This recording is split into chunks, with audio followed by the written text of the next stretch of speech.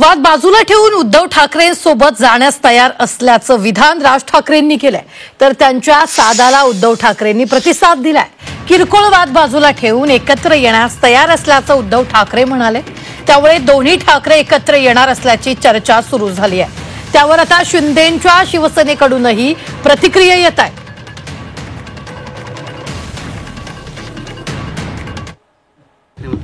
खरं तर विधानसभेच्या निवडणुका झाल्यात, लोकसभेचा धुरळा, विधानसभेचा धुरळा आणि त्यानंतर या महाराष्ट्रातल्या राजकारणातली समीकरणं अनेक गतिमान होत आहेत। उद्या होणाऱ्या स्थानिक स्वराज्य संस्थांच्या निवडणुका, महानगरपालिकांच्या निवडणुका आणि त्यानंतर होणाऱ्या सगळ्या राजकारणासाठी प्रत्येक पक्ष आपल्या आपल्या परीनं कंबर कसून कामाला लागलाय। वेगवेगळ्या पद्धतीचे संदर्भ आपल्या पद्धतीनं बांधायचा प्रयत्न प्रत्येकजण करतोय। त्यामुळे मला असं वाटतं की त्यातलाच एक तो भाग असेल। परंतु मी कालही आपल्या सगळ्यांना सांगितलं, महाराष्ट्राच्या राजकारणामध्ये ज्या पद्धतीने एकनाथजी शिंदे साहेबांच्या नेतृत्वाखालच्या शिवसेनेनं एक अभूतपूर्व अशा पद्धतीचं यश मिळवलं, आदरणीय एकनाथजी शिंदे, देवेंद्रजी फडणवीस साहेबांनी, अजितदादा पवार साहेबांच्या नेतृत्वाखालच्या सरकारनं ज्या पद्धतीनं थम्पिंग मेजॉरिटी घेतली, त्यामुळे अनेक लोकांची अडचण झाली। उद्या भविष्यकाळामध्ये आपल्या राजकीय अस्तित्वाच्या साठीची धावपळ धडपड ही करावी लागते। त्यांचा विषय आहे, त्यांनी कोणाशी युती करावी नाही करावी, मला तरी असं वाटतं की हा प्रत्येक पक्षाला स्वातंत्र्य आहे की त्यांनी कोणाशी युती करावी।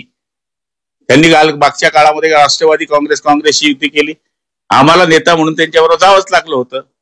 आता पक्षांचा नेता ज्याच्याशी युती ठरवतो, कार्यकर्त्याला त्याच्याबरोबर जावं लागतं। नेत्यांनी म्हणलं तर कार्यकर्त्याला ऐकावंच लागतं। महायुती एवढी सक्षम आणि एवढी खोलवर आमची कामं, आमचे विचार आणि आमचा संपर्क आहे की असे कितीही लोक एकत्र आले तरी त्याचा महायुतीला काही परिणाम होणार नाही।